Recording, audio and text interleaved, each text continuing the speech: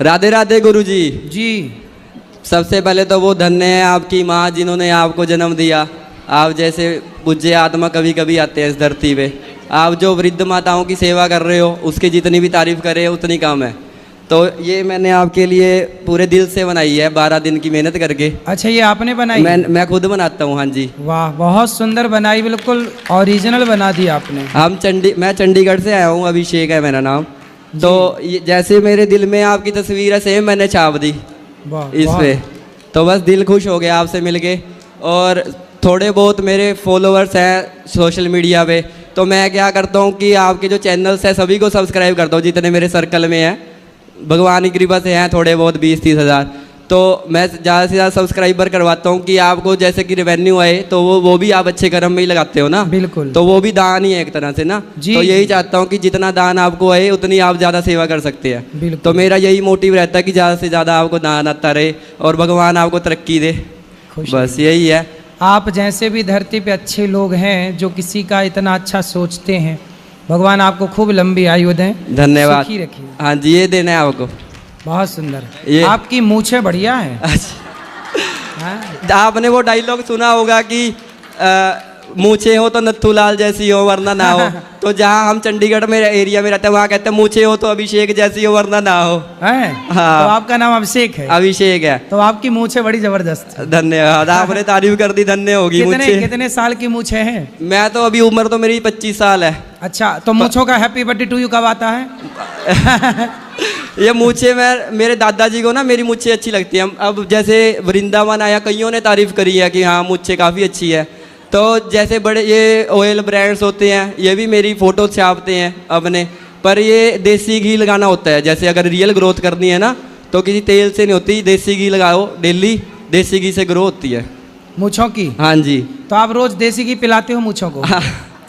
गाय का शुद्ध देसी गाय जैसे आपने रखी हुई है। और जितनी आप सेवा करते हो गौ माता की, वृद्ध माताओं की हमने देखी है। हम डेली टीवी में देखते हैं आपको यूट्यूब पे ना। कभी सोचा नहीं था कि आपके यहाँ आमने सामने भी दर्शन होंगे। खुश रहिए जी। आज देना है आपको ये। आओ आओ आओ, छोरा को दो। गुरु जी प्रणाम जी। आपका स्वास्थ्य अच्छा है, इतना मतलब रात दिन आप काम करते, मैं जब भी देखता हूँ मतलब आप व्यस्त ही रहते हैं लोगों की सेवा में। कई लोग ऐसे देश के हैं मतलब जो देश को बस पैसा कमाने में ही लगे रहते हैं। जी।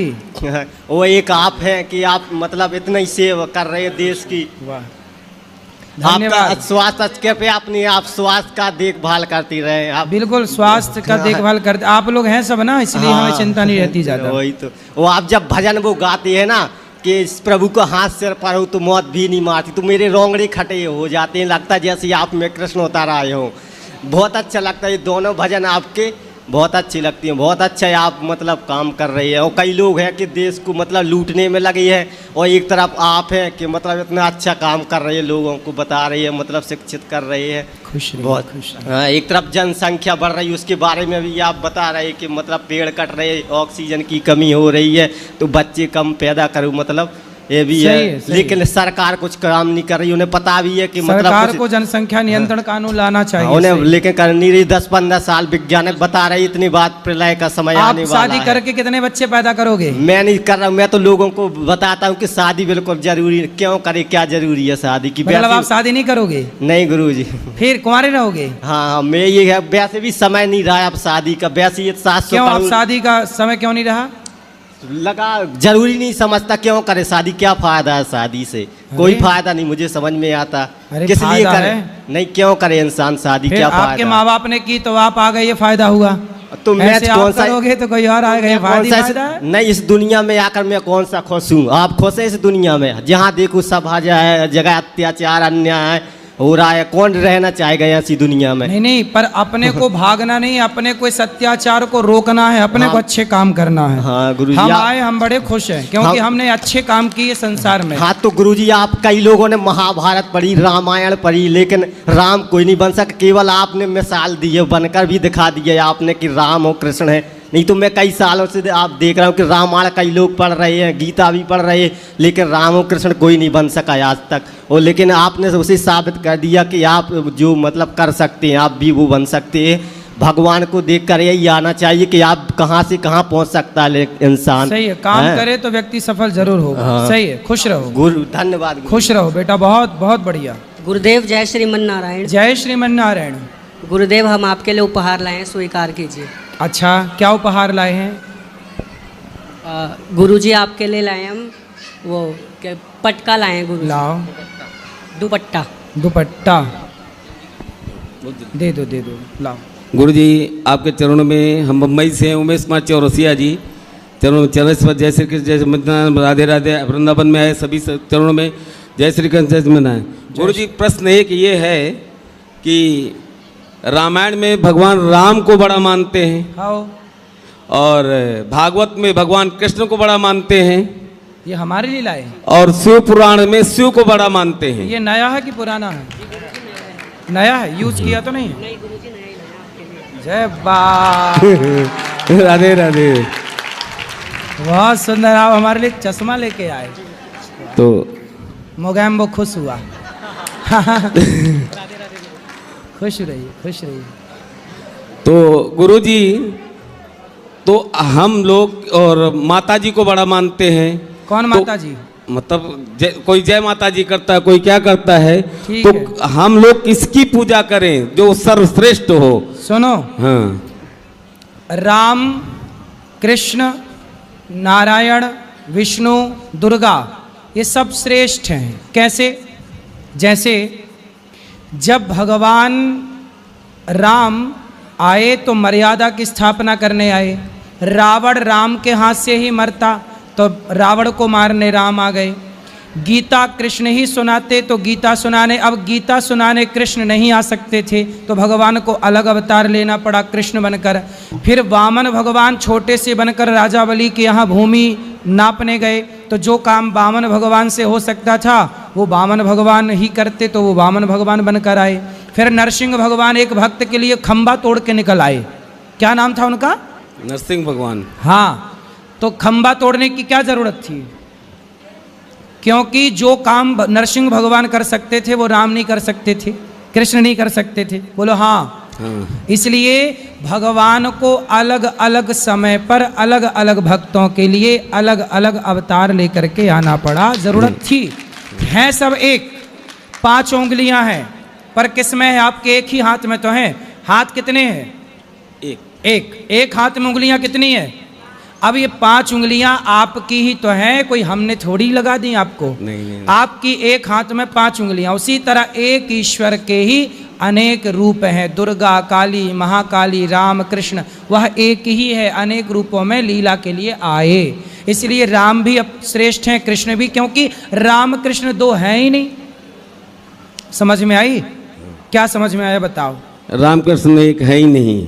एक है ही नहीं? एक है ही है। अरे एक है ही नहीं। आप बोले ना एक ही हैं। हाँ, तो ऐसा बोलो, एक ही है। एक ही हैं। समझा तो, कुछ रहे, तुम समझ कुछ रहे हो। अब हाँ, बताओ। तो हम किसकी पूजा कर सकते? किसी की भी पूजा कर सकते हैं, सभी लोग। भाई राम की करो, कृष्ण, भगवान के 1000 नाम है विष्णु सहस्त्र नाम में, गोपाल सहस्त्र नाम है गोपाल जी के 1000 नाम है, राम सहस्त्र नाम में राम जी के 1000 नाम है, भगवान शिव सहस्त्र नाम में शिव जी के 1000 नाम है। तो भगवान के तो अनेक नाम हैं। राम, कृष्ण, दुर्गा, नरसिंह, नारायण, वामन, धन्वंतरी, कच्छप, मोहिनी, बिहारी जी, राधा रमण जी, राधा वल्लभ जी, और भगवान के बद्रीनाथ जी, द्वारिकानाथ जी, ये सब भगवान की तो नाम है।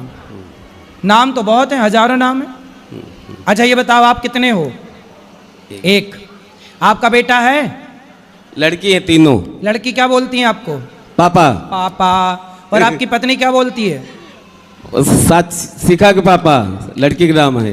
नहीं, आपकी पत्नी आपको क्या बोलती है? खुश रहो। वही शिखा के पापा बोलती है। शिखा के पापा? हाँ। मतलब उसके भी पापा ही हो आप? और क्या। खुश रहो, बैठो। बहुत सुंदर।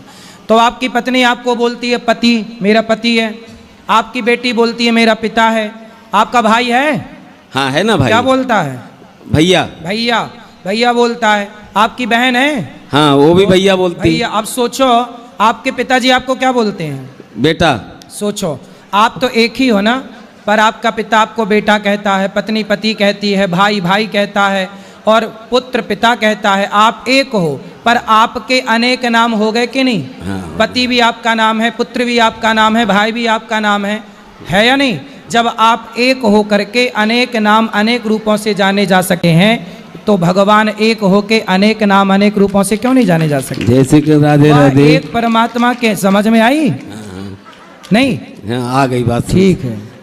जय श्री कृष्ण। क्या समझ में आई?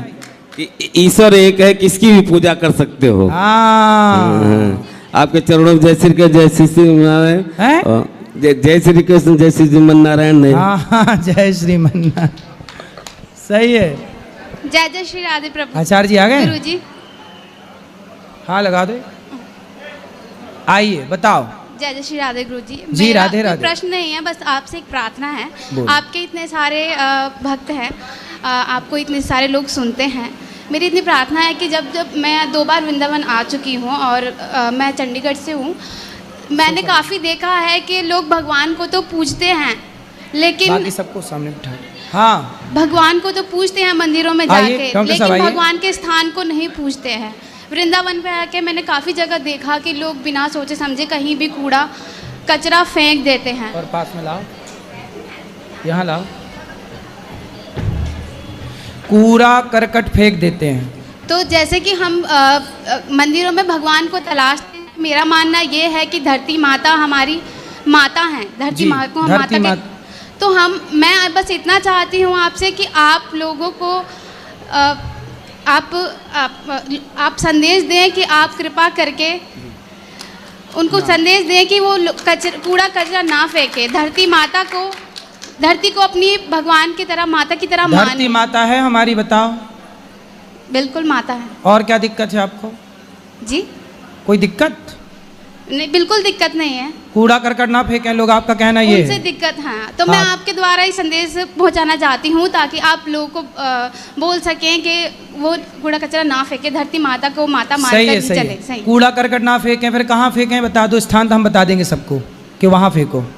जगह जगह पर कई बार हमें डस्टबिन मिल जाते हैं, जी, हम जी, अपने पास हम पर्स वगैरह लेके चलते हैं या एक थैली लेके चलते हैं, सही है, उसमें सही। इकट्ठा मतलब कर सकते जो हैं। माताएं पर्स टांगती हैं, सारा कचरा उसके अंदर नहीं, रखें, बिल्कुल भी नहीं। हैं? वैसे तो कोई गलत बात नहीं अगर सही कचरा है, डाले तो। वो एक प्रकार का डस्टबिन ही तो है। बिल्कुल। सही है, सही है, सही। तो आप चलो, हम आपकी बात सब तक पहुंचाएंगे। प्लीज पहुंचा दीजिए, अभी कह दीजिए आप। कह दिया हमने, सब सुन लिए। धन्यवाद। राधे राधे गुरुजी। जी जी। सबसे पहले तो मैं आपको थैंक यू बोलना चाहूँगी। क्यों? जैसे कहा जाता है कि कुछ बनो ना बनो, पर सबसे पहले एक अच्छे इंसान बनो। जी। तो आपको मैं अप्रिशिएट करना चाहूँगी। दुख सुख तो ज़िंदगी कसौटी है, आप इन सब के दुख सुख सुनकर इनको सही राह पे लेकर जाते हैं। जैसे आप प्यारी मैया को, गैया को और बच्चों के लिए सहारा हो, है ना? तो मुझे बहुत खुशी मिलती है जब मैं आप जैसे लोगों को मिलती हूँ।